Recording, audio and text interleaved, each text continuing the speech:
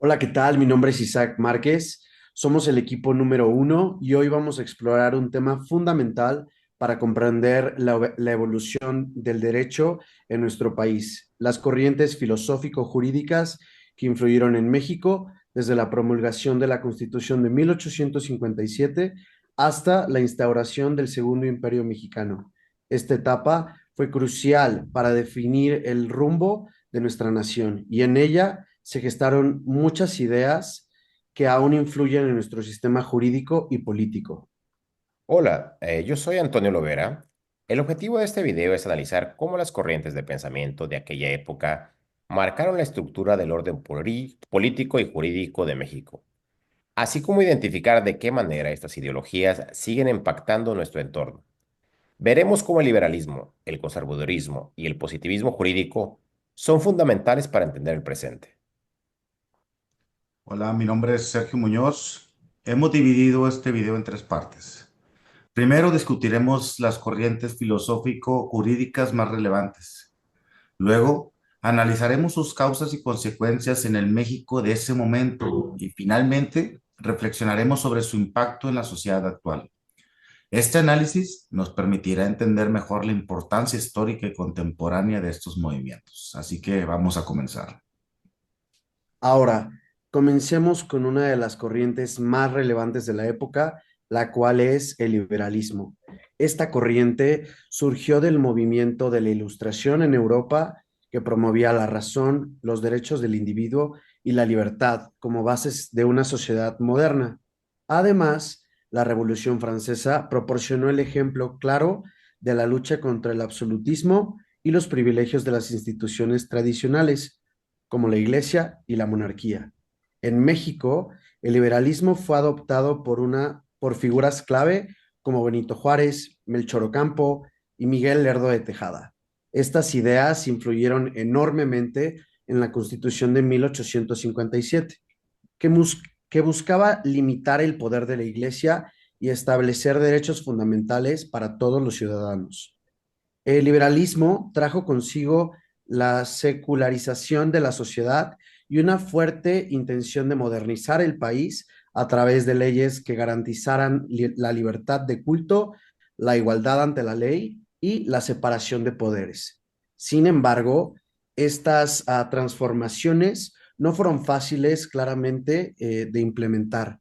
El liberalismo también fue la causa de un intenso conflicto interno, como conocido como la Guerra de Reforma, que enfrentó a liberales y conservadores por el control del país y la definición del orden social. Aunque los liberales salieron victoriosos, el precio fue un país debilitado y dividido, lo que abrió la puerta al Segundo Imperio Mexicano. La resistencia y tenacidad de los liberales, no obstante, sentaron las bases de un Estado laico y moderno. Por otro lado, el conservadurismo surgió como una reacción a los cambios que los liberales querían instaurar. Los conservadores representaban a las clases privilegiadas, la iglesia y el ejército, y buscaban mantener el orden social y las estructuras que habían caracterizado a la sociedad mexicana desde la época colonial. Defendían la preservación de la religión católica como parte fundamental de la identidad nacional y creían que cualquier cambio en este aspecto traería desestabilidad. El conservadurismo se puede entender como una respuesta a lo que consideraban un ataque a las tradiciones y a la estabilidad del país. Para ellos, las leyes de reforma representaban una amenaza directa a la estructura social y económica que habían conocido. Por esta razón buscaron alternativas para garantizar el orden que aquellos consideraban legítimo, y fue así que apoyaron la instauración del Segundo Imperio Mexicano bajo Maximiliano de Habsburgo, con la esperanza de restaurar el control que creían perdido. Las consecuencias del conservadurismo fueron tanto la oposición intensa a las leyes de reforma como el fracaso del imperio de Maximiliano. La imposición de un nuevo monarca extranjero, aunque inicialmente apoyada por un sector de la sociedad mexicana, no logró consolidarse debido a la resistencia de los liberales y la falta de apoyo popular suficiente. Este fracaso marcó el fin del conservadurismo como la fuerza política dominante y permitió a los liberales consolidar sus ideales. Finalmente tenemos el positivismo jurídico, una corriente que comenzó a ganar influencia en México a finales del siglo XIX, en particularmente durante el gobierno de Porfirio Díaz. Después de años de inestabilidad y luchas internas, el positivismo apareció como un enfoque que buscaba restablecer el orden mediante la aplicación estricta de la ley, basada en principios científicos y racionales. Este enfoque se inspiraba en las ideas de Auguste Comte, quien promovía la idea de que la sociedad debía regirse por el conocimiento científico y no por las emociones o las tradiciones. En el contexto mexicano, el positivismo jurídico se tradujo en la centralización del poder y en la creación de un aparato de gobierno fuerte que pudiera garantizar la estabilidad social y el crecimiento económico. Bajo esta influencia, se crearon códigos civiles y penales que se consideraban necesarios para unificar al país bajo un marco legal común y sentar las bases del sistema jurídico moderno. Sin embargo, el positivismo tuvo un lado oscuro, contribuyó al autoritarismo y a la concentración del poder en manos del Estado, que utilizaba las leyes como una herramienta de control más que de justicia. Aunque estas leyes proporcionaron cierta estabilidad, fomentaron el progreso, también dejaron poco espacio para la participación ciudadana y la crítica al gobierno, generando un ambiente de represión y desigualdad. Ahora reflexionaremos sobre cómo estas corrientes se encuentran reflejadas en el México actual. Ahora, vamos a reflexionar sobre estas corrientes, de qué forma siguen influyendo en el México actual, comenzando con el liberalismo. Vemos que muchos de sus principios siguen vigentes, como la separación iglesia-estado y la educación laica. La Constitución actual aún defiende estos ideales, aunque enfrentemos retos. La influencia religiosa, por ejemplo, todavía está presente en debates políticos sobre temas como los derechos reproductivos, el matrimonio igualitario o la identidad de género, lo cual refleja la continua tensión entre libertad individual y la moral tradicional.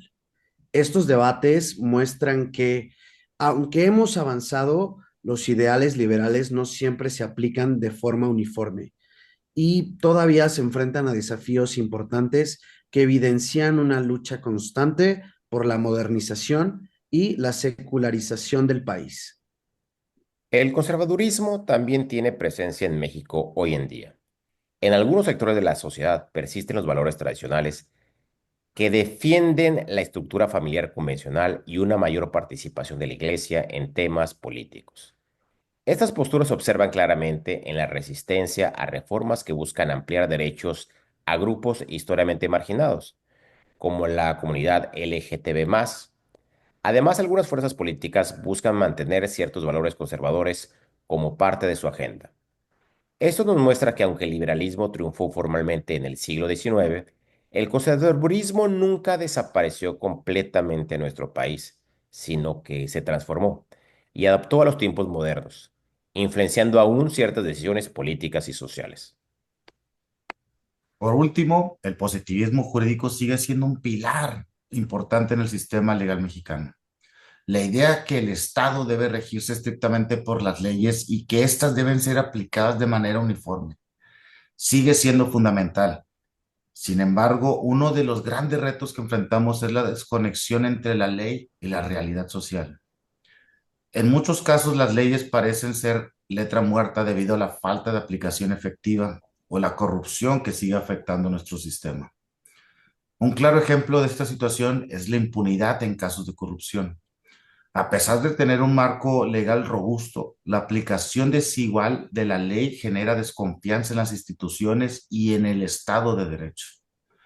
Esto nos recuerda que, aunque el positivismo promovió la creación de un sistema jurídico unificado, la justicia puede alcanzarse cuando la ley está al servicio de la sociedad y no únicamente al servicio del orden.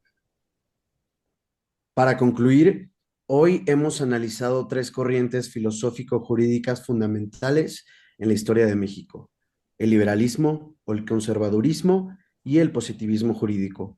Cada una de estas corrientes jugó un papel crucial en la configuración del país durante el siglo XIX y dejó una huella que aún puede observarse en el México contemporáneo.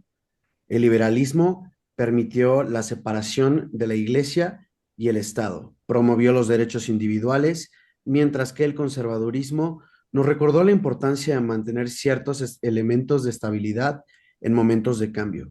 Por otro lado, el positivismo jurídico buscó establecer el orden y la estabilidad, aunque a veces a costa de la libertad individual.